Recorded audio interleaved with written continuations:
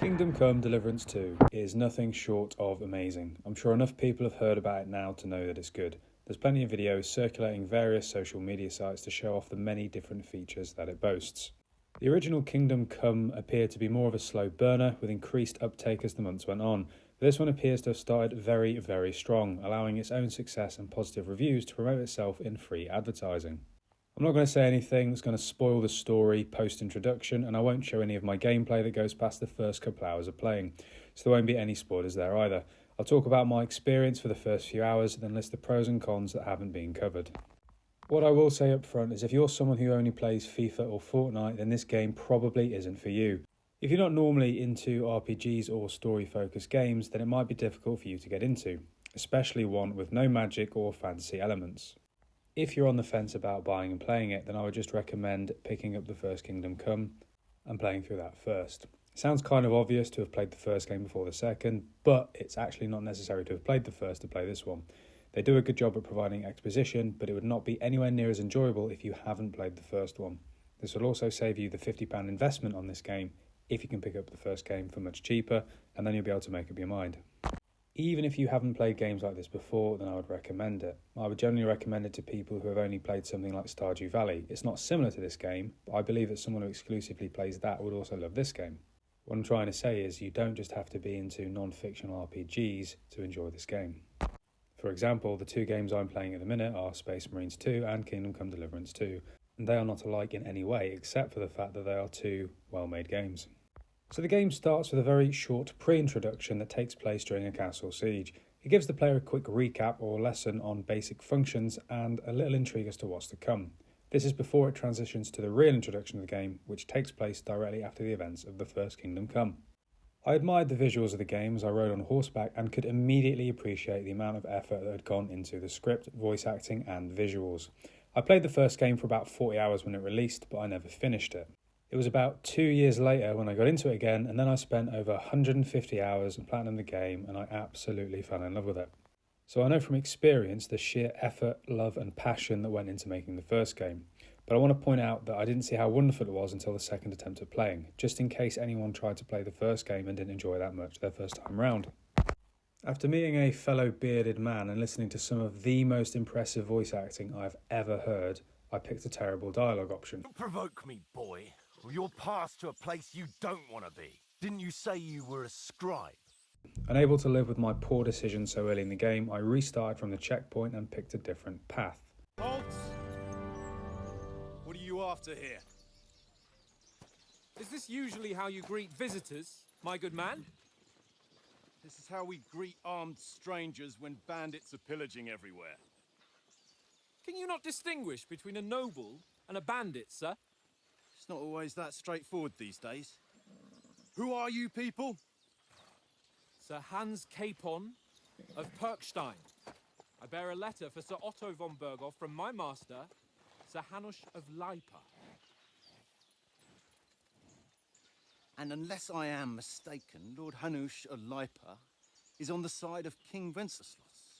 Well, While my master is a member of the League of Lords, who side with King Sigismund. Shortly after, I was offered to play a game of dice. Naturally, being a master of playing this game in Kingdom 1, I thought I'd easily beat any fool that dared challenge me. Unfortunately, I quickly realised the reason why dice was easy at the end of the game. The first one was because of the dice you accumulate throughout the story and all the practice you have. And obviously I hadn't practiced in many years. Naturally, I spent the next 30 minutes losing game after game after game until my opponent pretty much just felt sorry for me and let me win, to which Henry began talking shit like he'd never experienced defeat in his life. His tankard can't tell a 5 from a 6. I won that ring off him. After my victory, I was challenged to some dueling practice by Sir Hans. Henry and Hans explained the basic fundamentals of sword fighting to each other in a way that no experienced swordman would ever talk. I get it was for the benefit of the player, but it felt a little strange, bordering fourth wall breaking. while you're attacking, you still have to take care you have strength left to defend. By blocking, you've got to make an opening to strike back. And you do that by means of a perfect block. Way that you can't make a perfect block. Then it's best to attack at a spot where your opponent isn't covered, where he's not holding his weapon. You defend, and I'll show you how. For Christ's sake, enough demonstrations and explanations. Let's have one training duel to finish up, eh? After a friendly duel, which took nearly 10 minutes because hitting someone in plate armour with a wooden stick doesn't do much, the much needed refresher was complete. I won't spoil anything that happens immediately after this, but I would say I think the game could have done it in a slightly different way. Not better as such, however. I think the game could have started with an unknown, unnamed man who is an average farmer, baker or grocer that is being trained for an upcoming siege of a castle. They are instructed, or you are instructed, in the basics of combat and sword fighting, and then you are sent into the fight. This would allow any new players to get acquainted, perhaps even offer an option to skip the training and go straight into the fight. Maybe even the player warms up to this unknown character a little, before they are slain in the fight and then the player transitions to Henry at another point in the game. You then have the introduction, spend 30 minutes losing at dice, and then skip the combat tutorial with Sir Hans altogether. While I was off picking herbs, I realised my friend needed to be defended from 2 armed men, so I ran straight into the fight without a weapon and died. Obviously I wouldn't make the same mistake, so I picked up the weapon that I had missed, ran into the fight and realised I forgot to equip it, so I died again. I then picked up the weapon, equipped it and ran into battle, only to realise I'd forgotten which button to press to actually draw the weapon, so not surprisingly, I died again. The next time I actually managed to draw the weapon, but due to playing Space Marines 2 a lot recently, I started pressing the wrong button to parry or block, so I died again. However, on the next time, finally I succeeded, and that's what Kingdom Come Deliverance 2 is all about. Much like the first game, you start off being not very good at pretty much everything you do.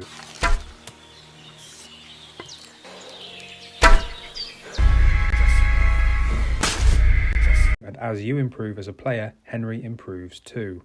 They put Henry back a little bit with his skills in a way that doesn't make complete sense, but I get that they had to do this as you don't want to start the game with endgame abilities from the last one. So what are some of the real pros of this game? Well, the first of all is the fast travel. The fast travel is actually fast in this game, unlike Kingdom Come 1, which would take enough time to lose 5 games of dice to travel across the map. And it's a good thing too, because the map is very large. The map is also very detailed. It's filled with quests, points of interest, and interesting buildings and people, but enough breathing space in between to not feel claustrophobic. And I'm going to be honest with you, the favourite thing that I can find to do is just to go for a walk through the woods. The sound of the nature and the visuals of walking through the woodland is fantastic. I can spend hours trying to hunt rabbits or deer and missing every time because my aim is shit and I enjoy every minute of it. Speaking of the sound design, it is incredible, as is the music. It makes a pleasurable experience even more wonderful. I often find myself not using the fast travelling option and just walking, not even riding the horse, just walking from place to place, experiencing the scenery and the music and the sound design.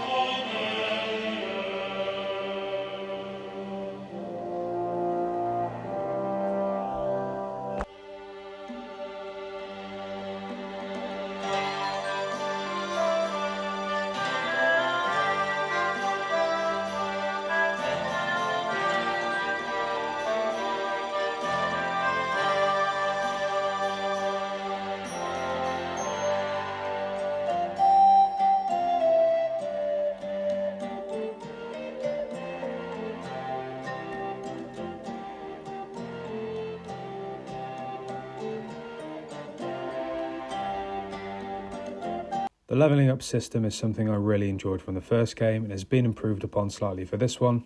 It's more unique than most RPGs if you haven't experienced it, and I really like the way that in order to improve a skill, you must use it, and all the perks you gain are relevant to the skill that you practice. This is opposed to the generic experience which you use to buy a skill without even practicing it. For example, if you practice with swords, you'll get perks in using swords, but it won't benefit you in using axes. However, using a sword contributes to your warfare overall skill, as does an axe, which will help you with your overall combat.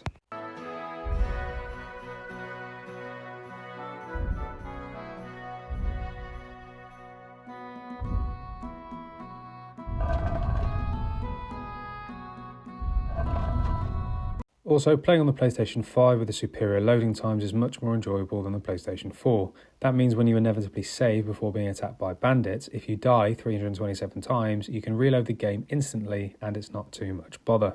The story is interesting and genuinely makes you want to play and experience the game, and every character I've met so far has been well acted, voiced and interesting. It gives the impression of a world that is actually lived in, almost as if the characters have their own life other than only existing to support the main character, which is you, in whatever they decide to do. I genuinely believe that they have jobs, they sleep and they talk to other characters within the story.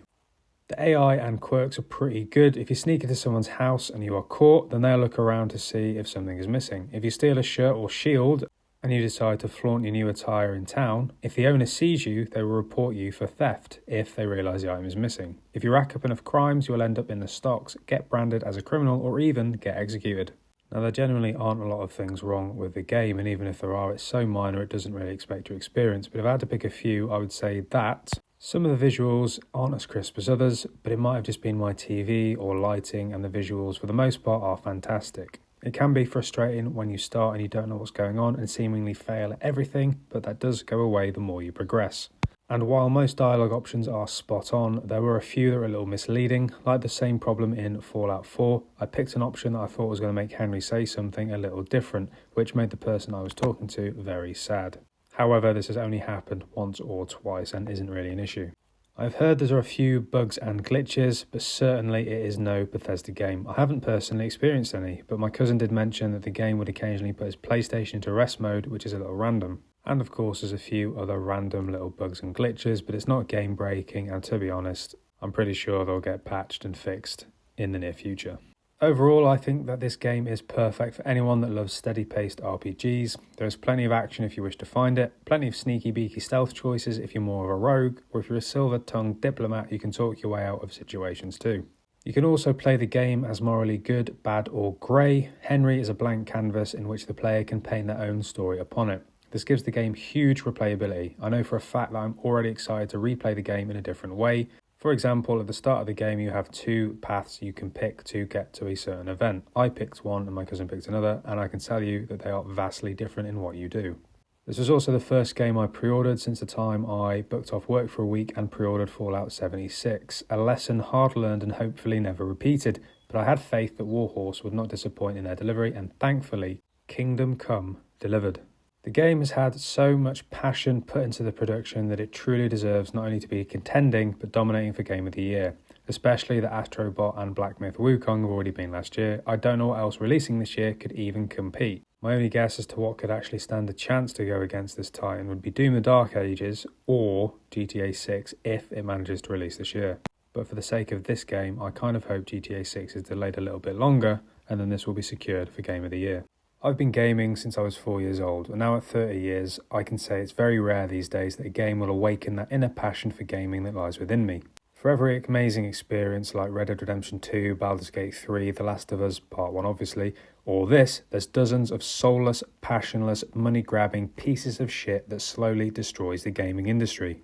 And yes, while Kingdom Come 2 has a select few minor issues, but to be honest, not that many, it's as close to perfect as perfect can be in my eyes, and missing out on this experience in favour of playing, let's say, the 54th Assassin's Creed game or latest copy and paste shooter, it would truly be a tragedy. I genuinely think that this game is a 10 out of 10, and I'm really looking forward to spending the next 1 to 2 to 300 hours soaking up the world and its experiences. And I don't know if at this point there's going to be a third Kingdom Come 2 Deliverance game or Warhorse Studios are working on anything else, but if they do, I feel confident that they're going to put their heart, passion and make another good game. And that's it really. Even if you don't buy it now, have a think on it. Maybe it goes on sale in a month or so. Easter sales, summer sales, give it a go then.